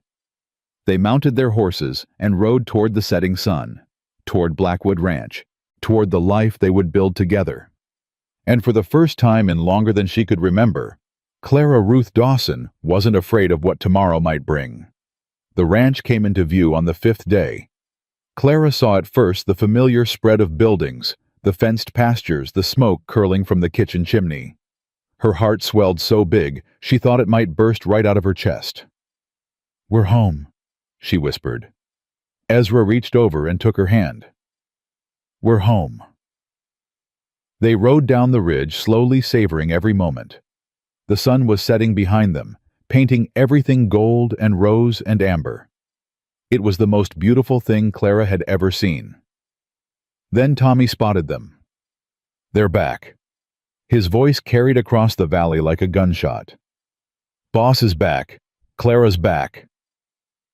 Within minutes, every man on the ranch had gathered at the gate. They were shouting, waving their hats, some of them actually running to meet the horses. Old Si reached them first, his walking stick forgotten somewhere behind him. "Thank the Lord," he said, his voice cracking. "Thank the good Lord above." Clara dismounted and found herself immediately surrounded. Tommy was hugging her. Buck was shaking Ezra's hand so hard it looked painful. Men were talking over each other, asking questions, demanding answers. "What happened in Denver? Did you see the lawyer? Is it over? Is she safe?" Ezra raised his hand for silence. The men quieted instantly. "It's over," he said. "Crane's in prison. The documents were forgeries. Clara is free." A cheer went up so loud it startled the horses and sent birds flying from the nearby trees. "But that's not all." Ezra looked at Clara, his eyes warm with love. "I asked this woman to marry me, and she said yes." The cheer that followed was even louder. Tommy whooped and threw his hat in the air. Buck's weathered face split into a grin. Old Si wiped his eyes with a bandana, not even pretending he wasn't crying. "About damn time," Si said. "I was starting to think I'd die before you two figured it out." Clara laughed through her own tears. "We figured it out." "So when's the wedding?" Tommy asked eagerly. Ezra looked at Clara. She looked back at him. "Soon," they said together. The next few weeks were the happiest of Clara's life. She threw herself into preparations with an energy she didn't know she possessed. The main house needed cleaning. Really cleaning, not just the surface work she'd done before. She attacked every room with soap and water and determination, banishing 6 years of dust and neglect. The men helped without being asked. Tommy repaired the front porch. Buck fixed the fence around the garden. Even old Si contributed, spending hours polishing the silver that had tarnished in storage. "Mary Ellen's silverware," Si explained when Clara found him at the kitchen table, a cloth in his gnarled hands. "Ezra's mother brought it from Virginia. Hasn't been used since the funeral." Clara sat down beside him. "Are you sure it's okay, using her things?" Si looked at her with those sharp blue eyes. "Child, do you think Mary Ellen would want this silver sitting in a cabinet forever? Do you think she'd want Ezra alone and miserable for the rest of his days?" "No, but—" "There's no but." Si held up a spoon now gleaming in the lamplight. "Mary Ellen loved that man with everything she had. If she could see him now, happy, healing, ready to start again, she'd be dancing in heaven." Clara's throat tightened. "You really believe that—" "I know it." Cy pressed the spoon into her hand. You're not replacing her, Clara. You're continuing what she started. You're giving Ezra the life she wanted him to have. That's not betrayal. That's love. Clara looked at the spoon in her hand. Such a small thing. Such a simple thing. But it meant everything. Thank you, Cy. Don't thank me. Just promise me you'll use the good china for the wedding dinner. Clara laughed. I promise. The day before the wedding, Eleanor Price came to call. Clara was in the kitchen. Where else would she be when she heard hooves in the yard? She wiped her hands on her apron and went to the door. Eleanor sat on a wagon seat, her steel gray hair tucked under a bonnet, her face as stern as ever. But her eyes were soft. Mrs. Price. Clara hurried down the steps. What brings you all the way out here? Heard you were getting married. Eleanor climbed down from the wagon. Figured the woman who sent you here ought to see how things turned out. You did more than send me here. You saved my life. I gave you directions and some cornbread. You did the rest. Eleanor studied Clara's face. You look different. Happier. I am happier. Happier than I ever thought possible. Good. Eleanor reached into the wagon and pulled out a large basket. I brought a few things. Nothing fancy. Just some preserves, some fabric, a few ribbons for your hair. Clara's eyes burned. You didn't have to. I know I didn't have to. I wanted to. Eleanor pressed the basket into Clara's hands. That night in Miller's Creek when I found you at the water pump, I saw something in you. A spark that hadn't gone out yet. I knew if I could just point you in the right direction, you'd find your way. How could you know that I didn't even know that myself? Because I was you once. Eleanor's voice dropped. 40 years ago. Widow at 25. No family, no money, no hope. A stranger helped me when no one else would. He didn't have to. He just did. What happened to him? Eleanor smiled, a rare, beautiful thing. I married him. We had 37 years together before he passed. Best 37 years of my life. Clara felt tears spilling down her cheeks. I don't know how to thank you.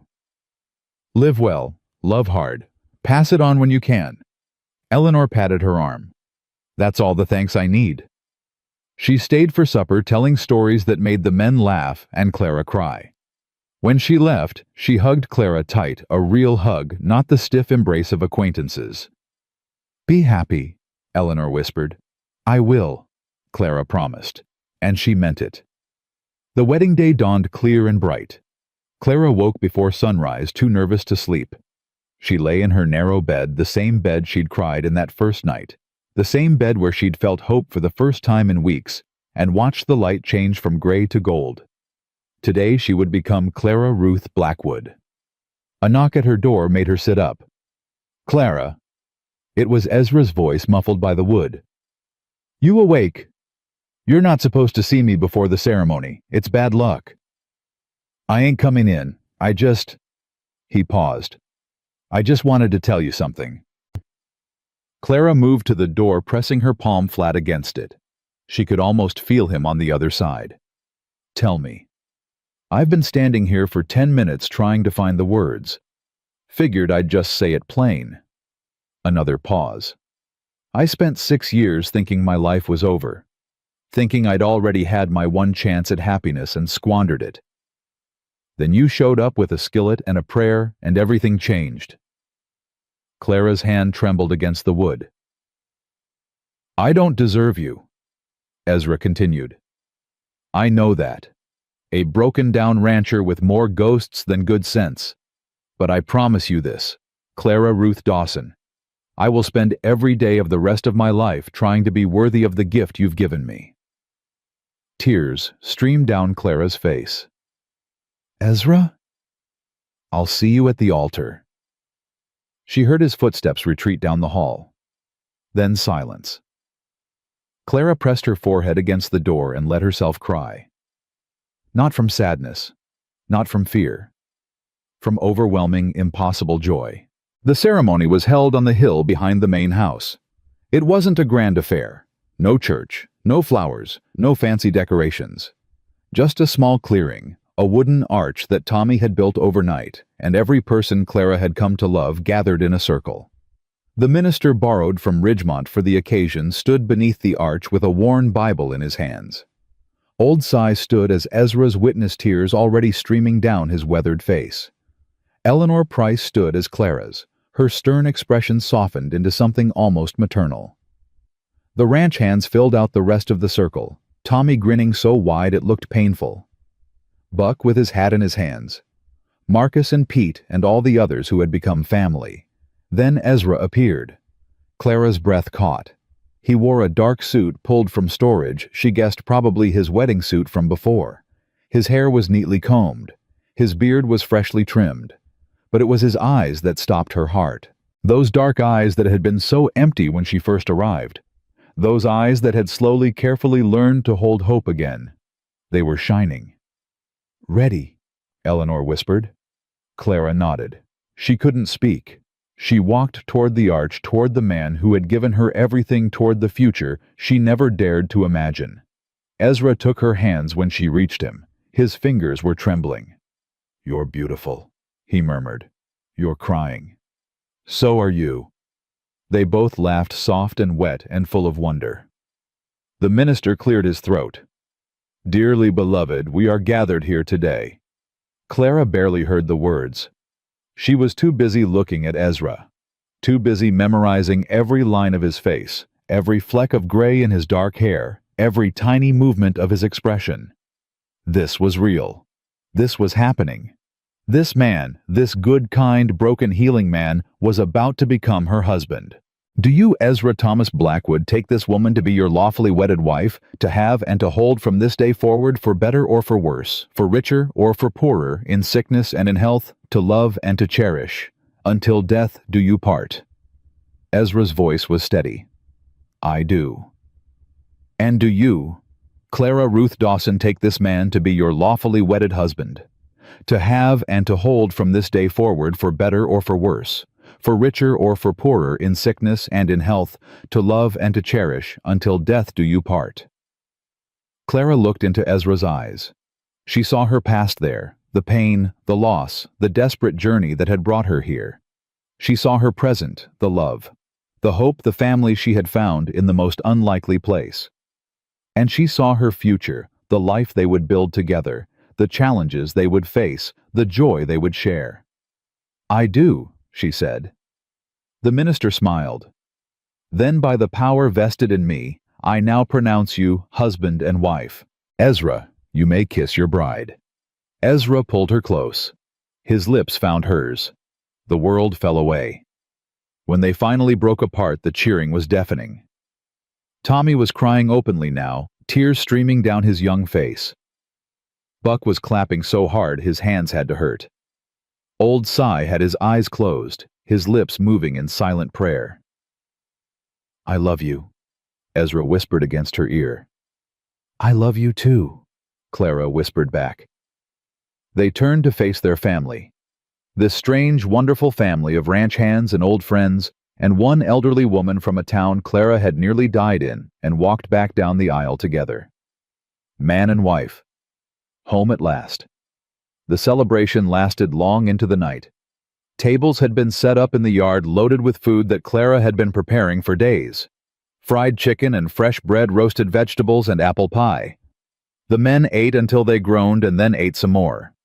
Someone produced a fiddle. Someone else found a harmonica. Music filled the night air, and before long, people were dancing rough, clumsy dances that had more enthusiasm than skill. Clara watched from the porch, her heart so full it ached.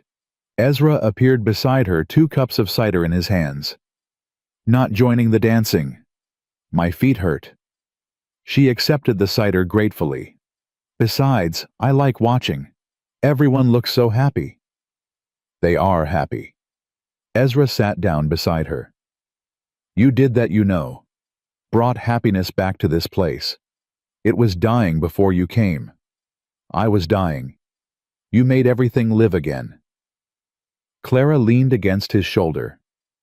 "We saved each other." "Maybe we did." They sat in comfortable silence, watching their friends dance and laugh and celebrate. The stars came out one by one, scattered across the sky like diamonds on black velvet. "Can I tell you something?" Clara asked. "Anything." "That first night when I collapsed in the plaza in Miller's Creek, I wanted to die. I thought about just lying there in the mud and letting go. It seemed easier than fighting." Ezra's arm tightened around her. "But then I remembered something my mother used to say.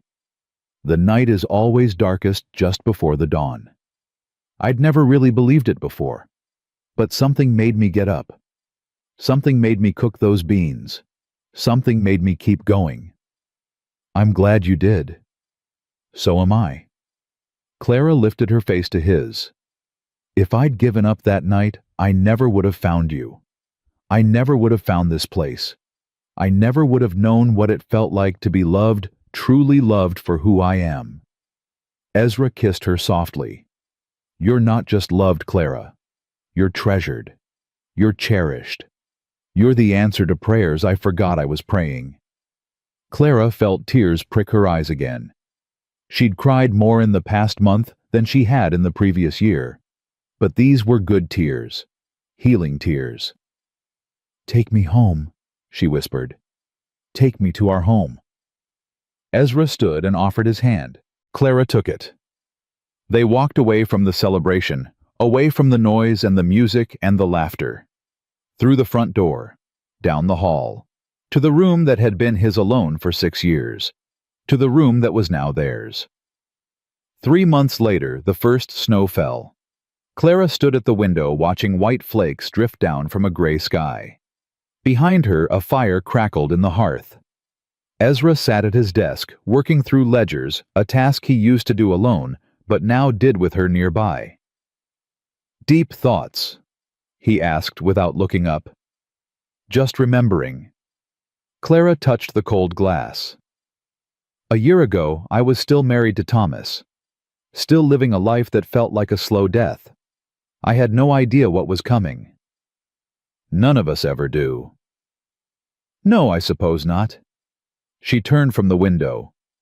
Ezra, I need to tell you something.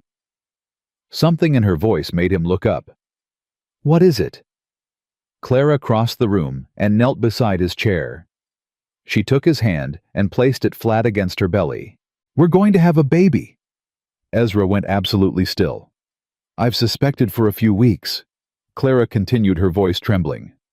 But I wanted to be sure before I told you. The doctor in Ridgemont confirmed it yesterday. I'm almost 3 months along. Ezra's hand pressed against her stomach. His eyes were wide, disbelieving. A baby, he whispered. A baby. Clara saw the emotions war across his face, joy and fear, hope and grief. The shadow of what he'd lost fighting against the light of what he was about to gain. Ezra, say something. Please.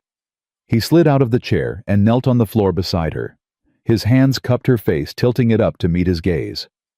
I thought that part of my life was over, he said, his voice raw.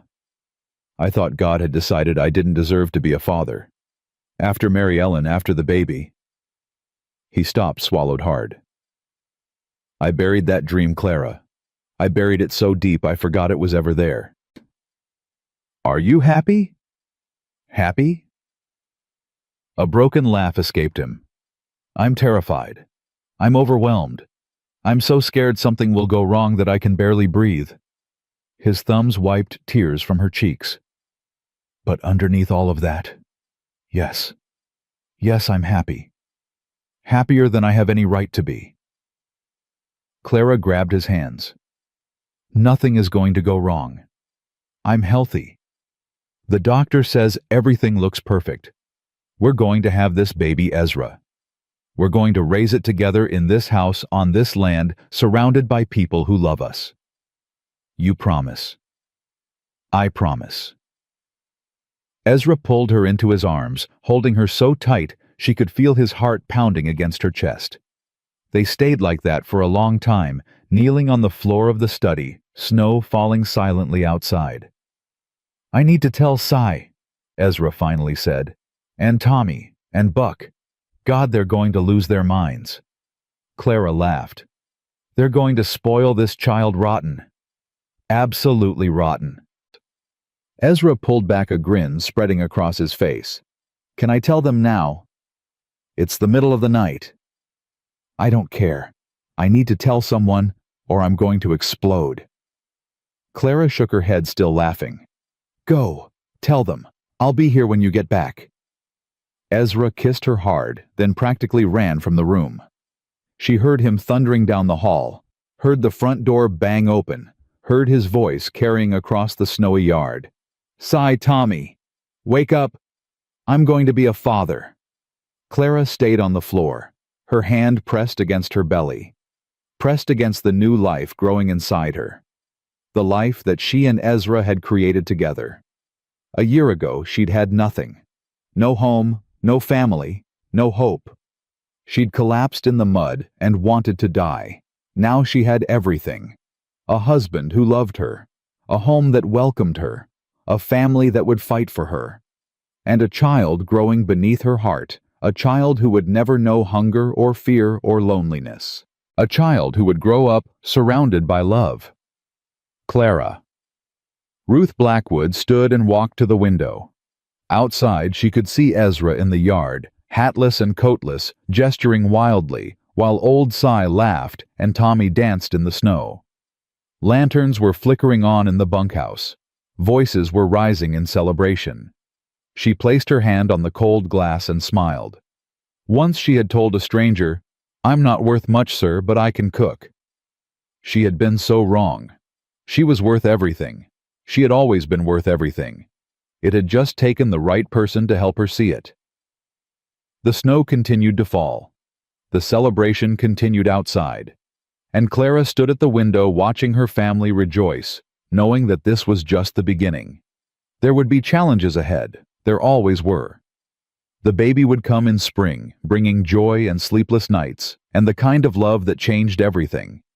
The ranch would grow and prosper under Ezra's steady hand and Clara's warm heart. Tommy would fall in love with a schoolteacher from town. Old Cy would live long enough to hold the baby in his arms and weep with gratitude.